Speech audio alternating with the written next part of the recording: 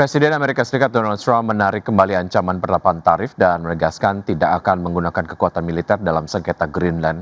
Hal tersebut disampaikan Trump usai ia mengklaim telah dicapainya kerangka kesepakatan terkait Greenland dengan Denmark dan NATO.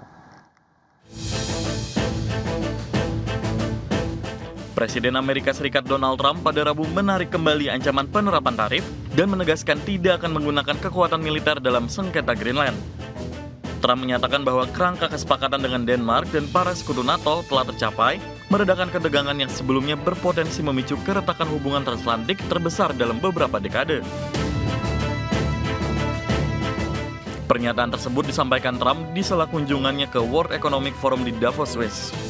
Sikap ini menandai perubahan signifikan setelah berminggu-minggu retorika keras terkait rencana penerapan tarif sebagai tekanan untuk memperkuat pengaruh Amerika atas Greenland, wilayah semi-otonom di bawah kedaulatan Denmark.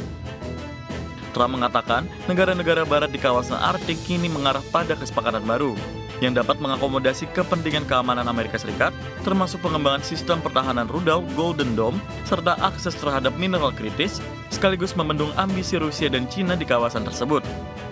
Seorang juru bicara NATO menyatakan bahwa 7 negara anggota NATO di kawasan Arktik akan bekerja sama untuk memastikan keamanan kolektif. Negosiasi lanjutan antara Denmark, Greenland, dan Amerika Serikat akan difokuskan untuk memastikan Rusia dan Cina tidak memperoleh pijakan ekonomi maupun militer di Greenland. Melalui platform Truth Social, Trump menegaskan bahwa Amerika Serikat dan NATO telah membentuk kerangka kesepakatan masa depan terkait Greenland dan kawasan Arktik secara keseluruhan. Berdasarkan kesepakatan tersebut, Trump memastikan tarif yang sebelumnya dijadwalkan berlaku pada 1 Februari tidak akan diterapkan. Berbagai sumber, IDX Channel. Harga emas memangkas penguatan pada perdagangan di hari Rabu dan tergelincir dari rekor tertinggi sepanjang masa setelah Amerika Serikat Donald Trump melunak dari sejumlah ancaman keras terkait dengan Greenland. Harga emas spot naik 0,3% menjadi $4.778 per ons setelah sebelumnya sempat menyentuh rekor tertinggi sepanjang masa di $4.887 per ons. Sementara itu harga emas berjangka Amerika Serikat untuk kontrak pengiriman Februari ditutup melonjak 1,5% ke posisi $4.837 per ons. Adapun pasar saham global berbalik menguat setelah Trump menarik ancaman pengenaan tarif terhadap sejumlah negara Eropa terkait dengan sikap mereka atas Greenland. Trump menyatakan telah mencapai kerangka kesepakatan dengan NATO mengenai masa depan pulau tersebut. Sementara itu terkait dengan kenaikan harga emas yang tertahan, analis menyatakan aksi likuidasi yang terjadi dipicu faktor berita semata dan tidak mengubah tren utama harga logam mulia.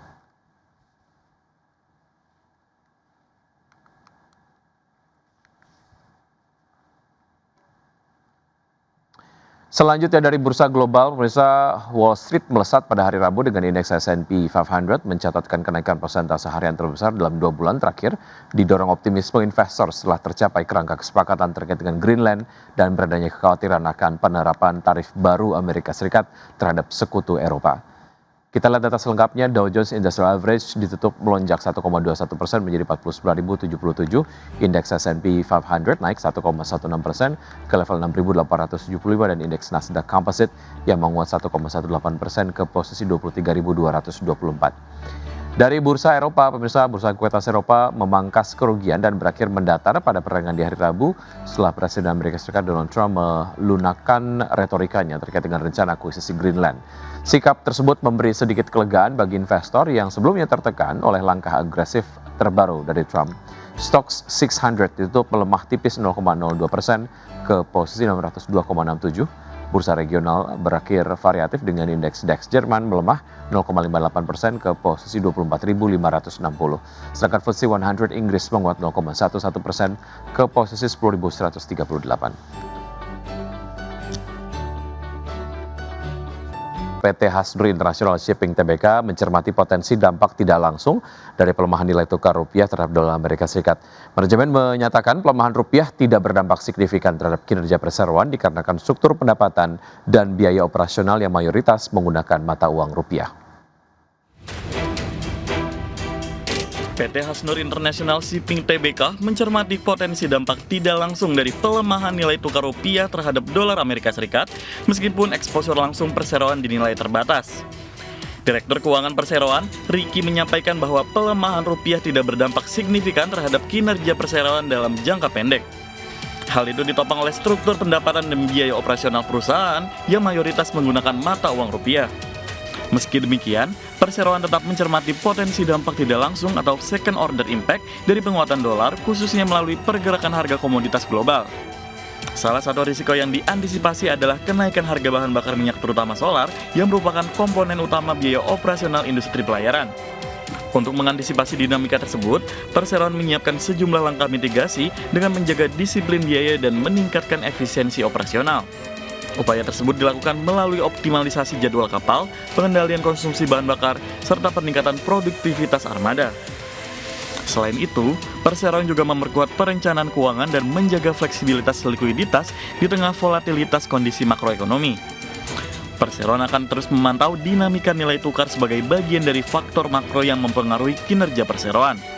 Pemantauan berkala terhadap struktur biaya, termasuk potensi eksposur mata uang asing, juga dilakukan agar tetap berada dalam batas yang wajar. Berbagai sumber, IDX Channel. Ya, Emiten Industri dan Perdagangan Furniture PT Citos International Tbk optimistis terhadap keberlanjutan usaha perseroan pada tahun 2026 setelah kinerja operasional yang solid pada tahun 2025.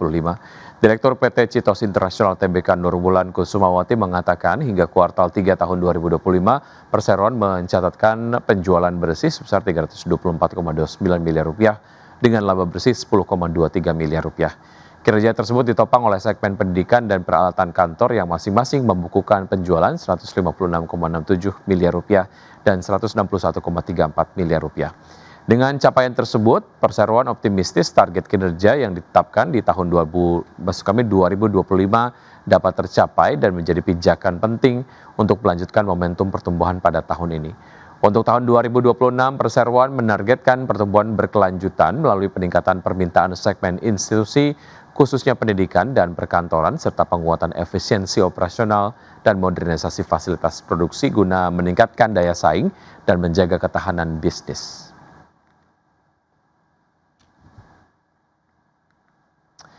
PT Samkro Hyosung Adilestari Tbk atau ACRO menuntaskan pengajuan paten teknologi terbaru berupa sistem dispenser Velcro dengan konsep simple dan loss free.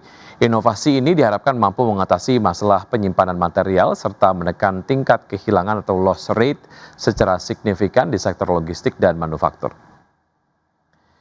Direktur Utama ACRO Chung Tae-sung memproyeksikan teknologi ini dapat meningkatkan kecepatan operasional hingga 20%. Selain itu, sistem dispenser ini juga diharapkan menjadi kunci ACRO untuk menguasai pasar business to consumer atau B2C pada produk kebutuhan sehari-hari. Melalui paten ini, ACRO memperluas cakupan bisnis dari manufaktur Velcro menjadi pemain utama di pasar solusi pengemasan, mulai dari pita hingga brand. Pendapatan dari lini bisnis baru ini ditargetkan mulai terrealisasi pada semester kedua tahun 2026 dengan margin keuntungan lebih tinggi. Manajemen optimistis inovasi ini akan mendorong pertumbuhan laba operasional pada tahun fiskal tahun 2026 melalui kinerja bisnis konvensional.